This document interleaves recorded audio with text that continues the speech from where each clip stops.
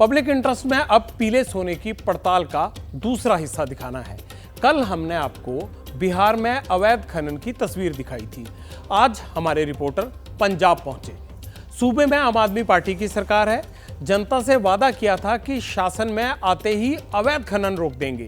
Legal mining से हजारों करोड़ रुपए का रेवेन्यू मिलेगा सरकार को, लेकिन बदले में सरकार को क्या मिला ये भी बताएंगे। और इससे क्या रेत नीति बदली सरकार बदलने के साथ?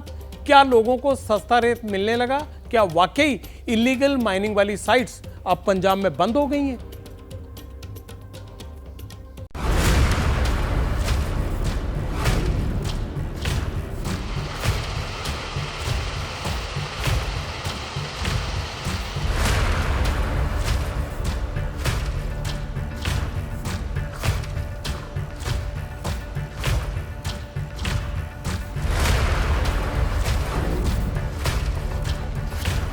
एक एस्टीमेट के हिसाब से 20,000 करोड़ रुपए का अवैध रेता खनन चल रहा है। आम आदमी पार्टी की सरकार बनेगी, इस अवैध रेता खनन को बंद करेंगे और जो अवैध रेता खनन का पैसा आज नेताओं की जेब में जा रहा है वो पैसा महिलाओं की जेब में जाया करेगा। वादा भी बड़ा था और सपना भी। 1.5 साल बीत गया, पंजाब में आम आदमी पार्टी की सरकार बनी। माइनिंग से कितना पैसा आया, कितना रेवेन्यू मिला, ये बताने से पहले ये जानना बहुत जरूरी है कि पंजाब में रेत माफिया का हाल क्या है। क्योंकि सरकार दावा करती है कि अवैध माइनिंग पर नकेल कस दी, सबको लाइन पर ला दिया। मगर हमारे रिपोर्टर सचिन जब रोपड़ पहुंचे तो हकीकत कुछ और ही थी।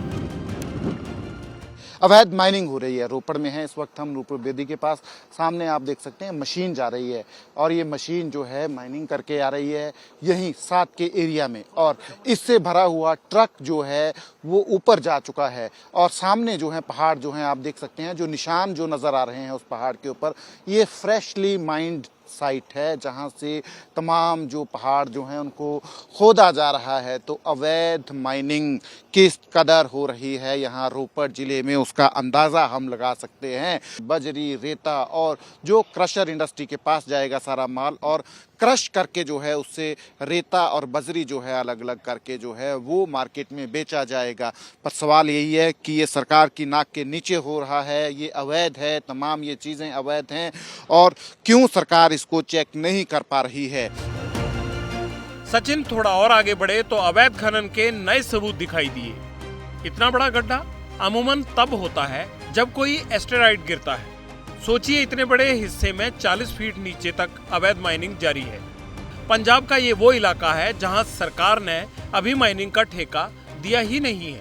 कमर्शियल माइनिंग बंद है। इसके बावजूद मिट्टी भरे बड़े बड़े ट्रक निकलते दिखाई दिए। ये कहां जा रहे थे, इसका जवाब भी मिल गया। क्रशर इंडस्ट्री ये भी दावा करती है कि हमारे पास जो कच्चा माल है, रॉ मटेरियल है, वो हिमाचल प्रदेश से आता है। पर तब भी सवाल यही होता है कि हिमाचल प्रदेश से कच्चा माल दूसरे राज्य में ले जाना जो है वो लीगल नहीं है, उसको नहीं ले जा सकते। सिर्फ फिनिश्ड प्रोडक्ट जो है क्रश की हुई बजरी और रेत जो है वो हिमाचल से पंजाब की तरफ आ सकता है। तो फिर ये जो क्रशर हैं यहाँ रोपड़ जिले में, ये किस तरह काम कर रहे हैं, इनके लिए जो रॉ मटेरियल है वो कहाँ से मिल रहा है, जो सीधा सीधा संकेत है कि यहाँ पे अवैध माइनिंग हो रही है, इलीगल माइनिंग हो रही है। और इलीगल माइनिंग का आपको नज़ारा आपको ये भी दिखाते हैं कि किस तरीके से इलीगल माइनिंग ने जो है यहाँ पे तमाम जो सारा एरिया है उसको जो है वो एक बड़े खड्डे में तब्दील कर दिया है। आप देख। अब पंजाब की माइनिंग से जुड़े कुछ और तथ्य जान लीजिए। पंजाब में 2 तरह की माइनिंग साइट्स हैं, कमर्शियल माइनिंग साइट्स और public mining sites. Commercial mining sites पर मशीनों से माइनिंग करके कच्चा माल क्रशर इंडस्ट्री को दिया जाता है। यहाँ से बजरी और रेत कमर्शियल प्रोजेक्ट्स के लिए बेचा जाता है। पंजाब में इस वक्त 38 कमर्शियल माइनिंग साइट्स चल रही हैं और 60 पब्लिक माइनिंग साइट्स। सरकार का टारगेट है कि 100 कमर्शियल माइनिंग साइट्स होनी चाहिए और 150 पब्लिक माइंस, ताकि लोगों को सहूलियत मिले। अब सवाल है कि जो सरकार कहती थी माइनिंग से 20,000 करोड़ रुपए का राजस्व लाएंगे, उसकी सच्चाई क्या है? क्या इतना रेवेन्यू आया? जरा आंकड़े देख लीजिए।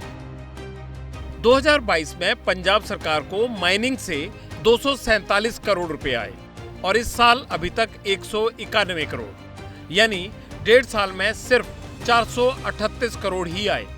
यही वजह है कि विपक्ष भगवंत मान सरकार पर हमलावर है।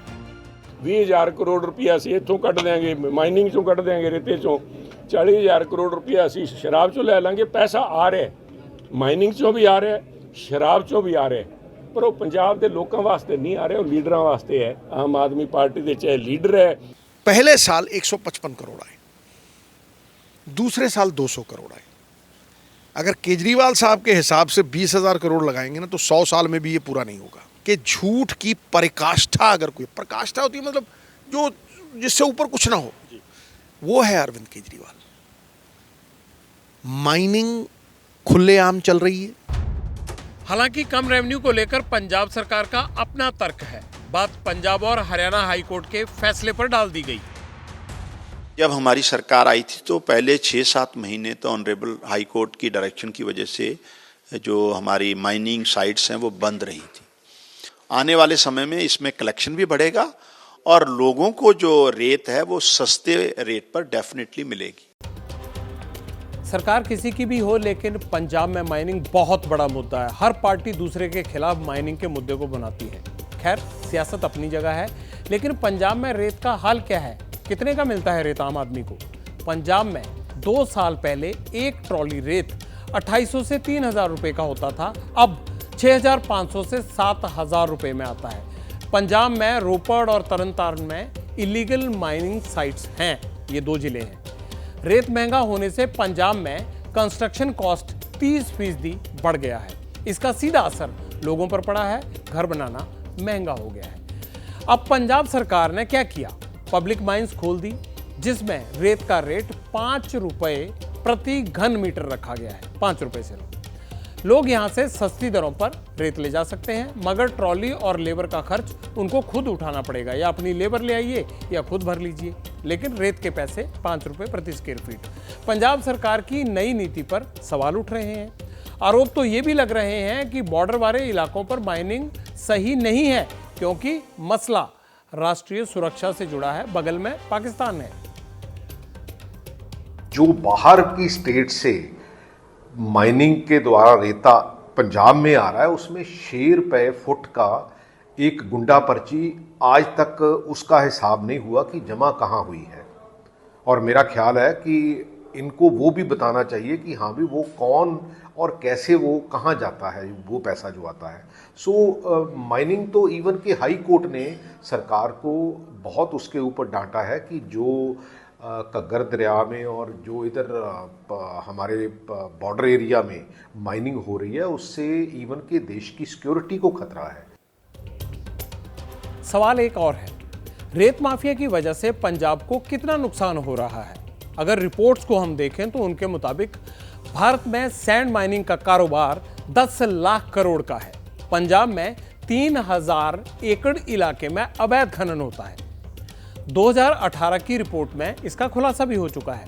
पंजाब में सैंड माइनिंग का कारोबार तकरीबन 3,000 करोड़ रुपए का है, मगर रेत माफिया की वजह से सरकार को सालाना 250 करोड़ रुपए भी नहीं मिल पाते।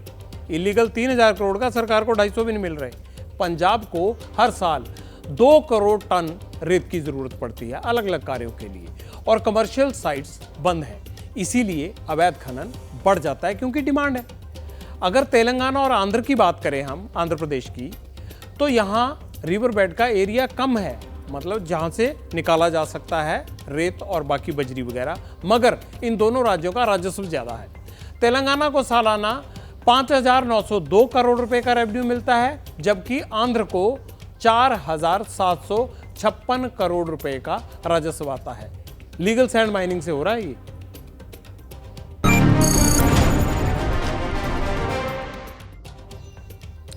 अवैध खनन पर हमारी ये पड़ताल यहीं खत्म नहीं होगी। कोई ये ना सोचे कि इस पार्टी का राज्य है इसलिए यहाँ आगे उस पार्टी का राज्य चलेंगे। ये धीरे धीरे सभी राज्यों में जाएगा। ये हमारा आपसे वादा है। ये आगे भी जारी रहने वाली है हमारी पड़ताल। देश के बाकी राज्यों में भी अवैध खनन के खिलाफ पब्लिक इंटरेस्ट में तह तक जाकर पूरी खबर दिखाएंगे। जैसे ही घड़ी का काटा दोपहर 2:30 पे आए, बबीता जी का दिल सास बहू साजिश के लिए मचल जाए। और ये है इनकी बहू, पूरे दिन ऑफिस की टेंशन हो जाए गॉन जब ये करें अपना फेवरेट शो फ्री टाइम पे ऑन। इनकी तरह आप भी देखें अपना फेवरेट शो अपने टाइम पर और डाउनलोड कीजिए एबीपी लाइव ऐप अपने स्मार्ट टीवी पर।